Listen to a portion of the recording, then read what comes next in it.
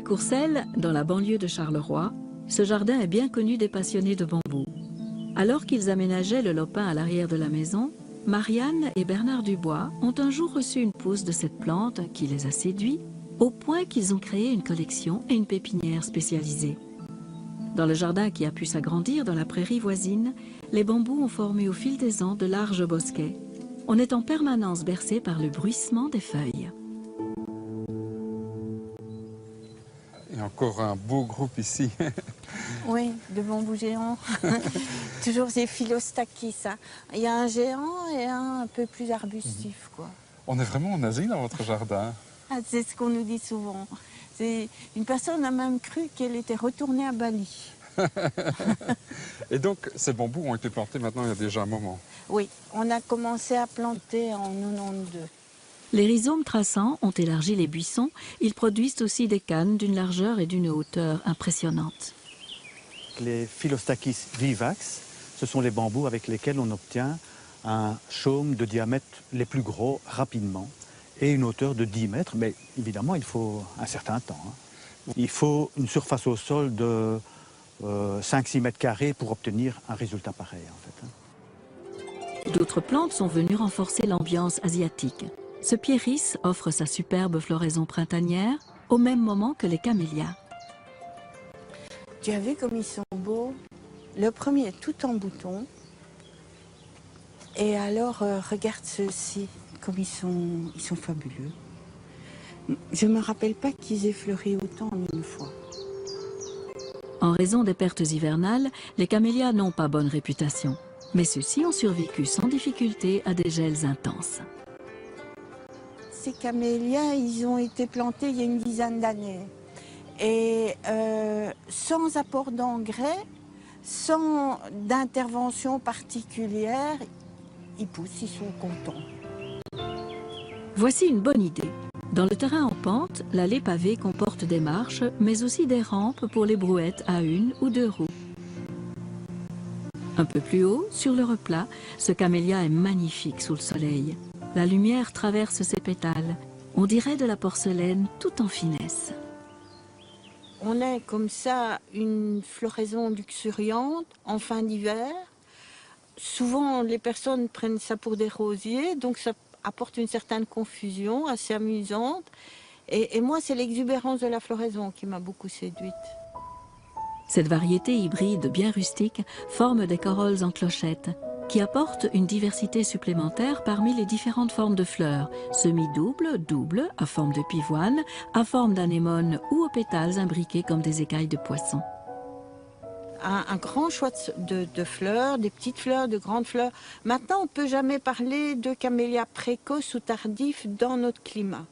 Le camélia fleurit à la fin des grands froids.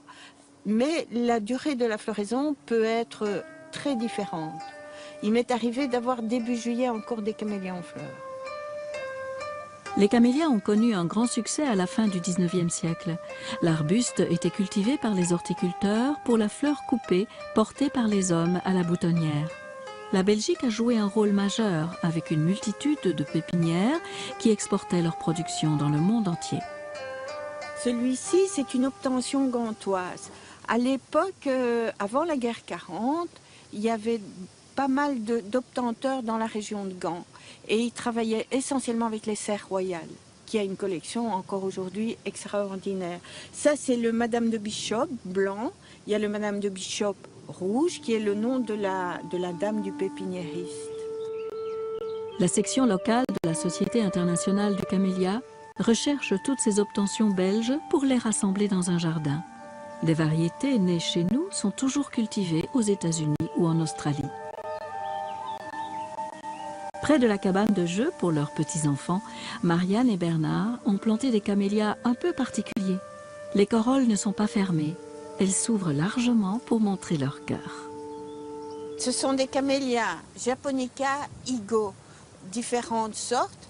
En fait, c'est le camélia qui représente les samouraïs.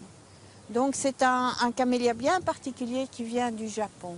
On le reconnaît relativement facilement par le nombre d'étamines qu'il a. On peut voir que ce sont des fleurs assez plates qui ont un nombre incroyable d'étamines.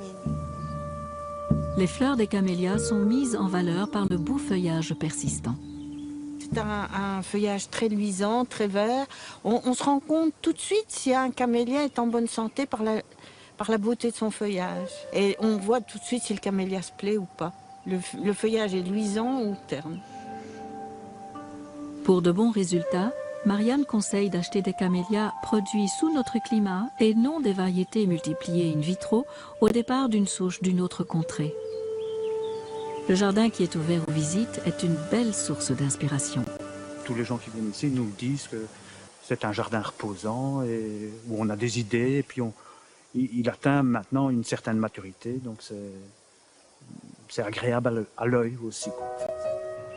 La présence de corolles, déjà importante grâce à tous les camélias, est encore renforcée par des magnolias, des arbustes eux aussi originaires d'Asie. Attention à la tentation. Le magnolia stellata, qui convient bien au petit jardin, est une véritable merveille, tout en pureté.